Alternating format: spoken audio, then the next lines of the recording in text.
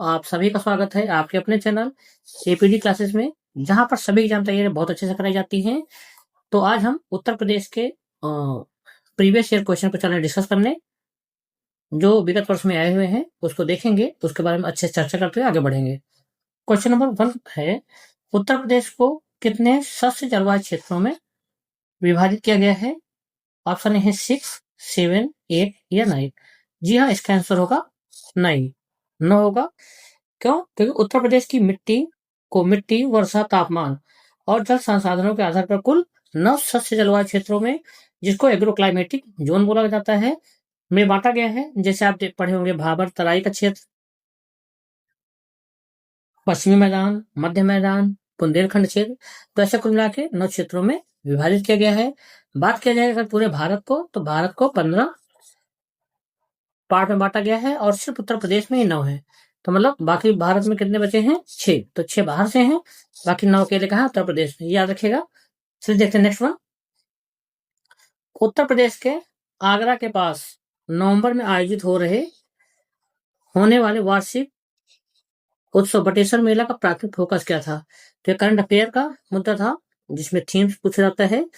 फिलहाल आप ये जानिए बटेश्वर मेला कहाँ लगता है? आगरा में लगता है।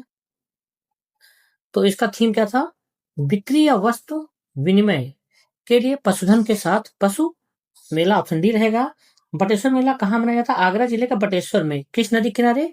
यमुना नदी किनारे।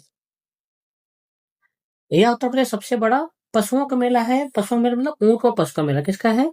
ऊंट व पशु का मेला है। तो ये तो फैक्ट याद रखिएगा।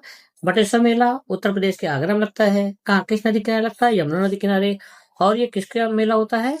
पशुओं का, मुख्यतः ऊंट का और सभी पशुओं का मेला होता है। चलिए नेक्स्ट वन देखते हैं। खादर और बांगर उत्तर प्रदेश की किस प्रमुख मृदा समूह का उप प्रकार है? लाल मिट्टी, जलोढ़ मिट्टी, लैटेराइट मिट्टी, काली मिट्टी।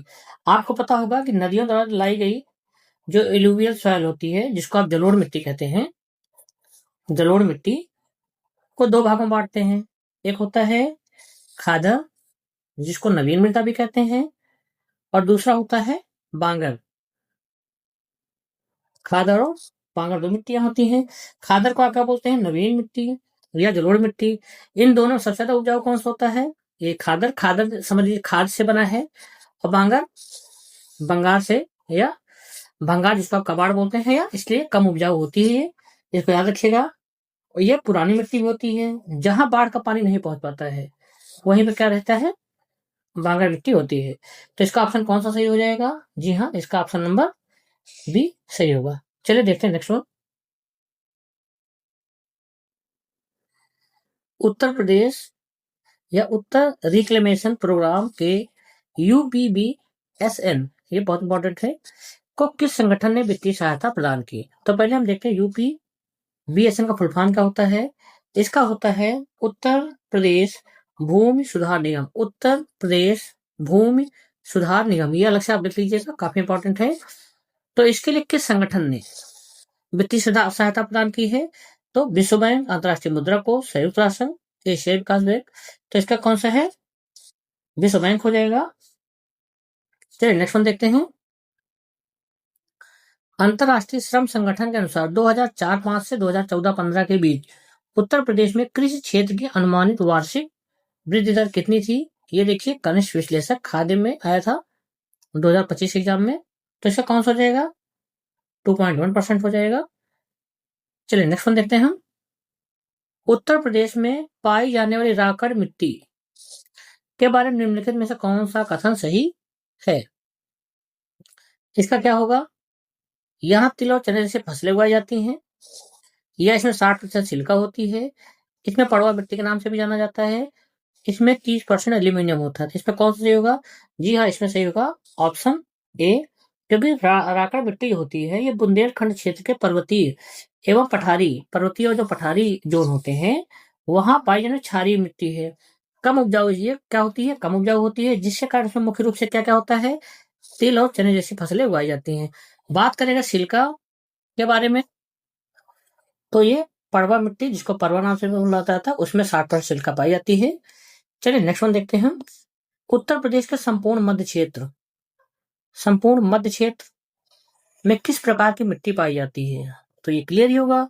अगर मध्य क्षेत्र की बात करें तो चिकनी मिट्टी बिल्कुल नहीं, रेतीली मिट्टी नहीं, लाल मिट्टी बिल्कुल नहीं, कौन सी हो जाएगी? दोमट मिट्टी हो जाएगी।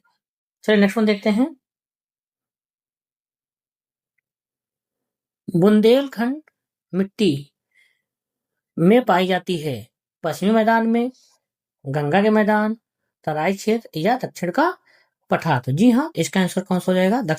दक्षिणी पठार। उत्तर प्रदेश का बुंदेलखंडी हिस्सा जो दक्षिणी पठारी क्षेत्र में, अगर हम यूपी की बात करें तो अगर यूपी का मैप ऐसा है तो इसका कौन सा दक्षिणी पार्ट हम ले लें ऐसे के अंतर्गत आता है। यहाँ कौन सा भोंटा, माड़, काबर और राकड़ जैसी विशिष्ट मिट्टियां पाई जाती हैं। जैसे भी आपके ऊपर पढ़ रहा था, राकड़ मिट्टियां हो गई, पड़वा हो गए, तो ये सब कहाँ पाया जाता है? दक्षिणी पठार की तरफ पाया जाता है। चलिए देखते हैं नेक्स्ट वन। उत्तर प्रदेश से कौन सा, निम्नलिखित में से कौन सा उत्तर प्रदेश के सीमावर्ती राज्य नहीं है? तो उत्तर प्रदेश का अगर हम मैप बनाए, कुछ ऐसा है उत्तर प्रदेश का मैप, तो हरियाणा हो गया, उड़ीसा हो गया, बिहार हो गया और मध्य प्रदेश हो गया। तो आपको पता है बिहार यहां से लेके यहां तक लगता है बिहार आपका। तो बिहार से 7 राज्य लगते हैं, और 7 राज्य किससे लगते हैं? यहाँ पे उत्तराखंड है, उत्तराखंड से 7 राज्य लगते हैं, और यहाँ पे आपका एक दूसरा देश है जिसको नेपाल बोलते हैं, ये भी कितना 7 से लगता है। सबसे ज्यादा की बात हो तो मध्य प्रदेश जो यहाँ पे है वो 11 राज्यों से साझा करता है। हरियाणा हरियाणा यहाँ दिल्ली जैसे हो जाता है, तो इसके ऊपर क्या हो गया? हरियाणा हो गया। हरियाणा 6 राज्यों से। फिर यहाँ राजस्थान आ जाता है, तो इसमें बोल रहा है कौन कौन सा सीमावर्ती राज्य नहीं। हरियाणा आपने पढ़ा ही, हरियाणा 6 से है। उड़ीसा ये नहीं लगता है। बिहार से 7 लग रहे हैं और मध्य प्रदेश से 11। तो ये अच्छे से आप याद रखिएगा। चलिए देखते हैं नेक्स्ट वन। उत्तर प्रदेश राज्य की सीमा निम्नलिखित में किस राज्य की सीमा को नहीं छूती है? तो अभी हमने डिस्कस किया अच्छे से। उत्तराखंड को छू ही रही है। कितने जिले को? 7 जिले से। तेलंगाना ये बिल्कुल नहीं होगा। हरियाणा से 6 है और बिहार से 7 है। तो एक बार मेरी मानिए तो एक बार मैप अच्छे से सभी जिलों को पढ़ डालिए, मंडल को और नदियों को। तो अगर यही उत्तर प्रदेश का जिला याद रहेगा तो काफी क्वेश्चन, नदियों का क्वेश्चन आप गेस करके सही कर सकते हैं, जिलों का गेस करके सही कर सकते हैं। एक बार मेरे हिसाब से उत्तर प्रदेश का मैप अच्छे से पढ़ डालिएगा, कौन सा जिला किधर है, और 8-10 बार इसको ब्लैंक मैप लेकर फिल कर देना है तो हो जाएगा। बाकी अगर ब्लैंक मैप चाहिए हो तो हम आपको पीडीएफ प्रोवाइड करा देंगे। चलिए देखते हैं नेक्स्ट वन। उत्तर प्रदेश में किस प्रकार की मिट्टी अधिकांशतः पाई जाती है? बलुई मिट्टी, जलोढ़ मिट्टी, लाल दोमट या लाल व काली मिट्टी का मिश्रण। जैसा कि हमें आपको पता है उत्तर प्रदेश काफी बड़ी बड़ी नदियां हैं, जैसे आपकी हो गई गंगा, यमुना, घाघरा, राप्ती, ऐसे बड़ी बड़ी नदियां हैं जिसका जो है लगभग 70 से 80% भाग कौन सी मिट्टी बना देती है? जलोढ़ मिट्टी बना देती है। तो जिसको एलुवियल सॉइल कहते हैं। तो कौन सी? जलोढ़ मिट्टी। इसका ऑप्शन कौन सा सही हो जाएगा? बी सही हो जाएगा। नेक्स्ट वन देखते हैं। उत्तर प्रदेश में मुख्य प्रकार की फसलें निम्न में से कौन सी है? रबी की फसलें, खरीफ की फसलें, जायद की फसलें, केवल रबी की फसलें, खरीफ और रबी की फसलें, या केवल जायद की फसलें। तो इसका कौन सा हो जाएगा? ऑप्शन ए हो जाएगा। चलिए देखते हैं नेक्स्ट वन। उत्तर प्रदेश का सबसे महत्वपूर्ण नकदी फसल कौन सी है? ये तो लोग पता ही होगा। दलहन नहीं, ये तो एमपी का मान चलिए। गन्ना, गेहूं या आलू। तो इसका कौन सा हो जाएगा? ऑप्शन बी हो जाएगा, जिसको क्या बोलते हैं? गन्ना बोलते हैं। ये राज्य की मतलब तो राज्य की वाणिज्यिक या नकदी फसल है जो उत्तर प्रदेश देश को, मतलब हम बात करें कि उत्तर प्रदेश कौन कौन सी चीज में नंबर 1 पर है, तो गन्ना में है ही है, गेहूं में है, और आलू में भी, और सब्जियों में भी। ये उत्तर प्रदेश भारत में किस में है? नंबर 1 पर है, याद रखिएगा। चलिए देखते हैं नेक्स्ट वन। उत्तर प्रदेश की प्रमुख रबी फसलें कौन कौन सी हैं? तो अभी ऐसे ऑप्शन देखेंगे तो क्लियर कम होगा। तो पहले आप देखिए रबी की फसल बोई कब जाती है, तो आधा आपका ऐसे क्लियर हो जाएगा। जैसे रबी की फसल का बुआई का समय है अक्टूबर नवंबर बोया जाता है। अक्टूबर नवंबर में क्या बोया जाएगा? गेहूं बोया जाएगा। गेहूं के साथ साथ और क्या बोल सकते हैं? गेहूं के साथ साथ देखिए उस समय चना भी मिलता है, और चना, मटर, जौ, ये सब इसके मुख्य फसल हैं। और 2-3 अलग हैं जहां से क्वेश्चन बहुत पूछा जाता है। जैसे आप इसको ये समझ सकते हैं कि ये जैसे मटर है, तो जैसे गेहूं के साथ जौ भी बोते हैं, और गेहूं के बीच में सरसों बोया जाता है। एक मसूर होता है, मसूर अलग से याद रख लीजिएगा आप।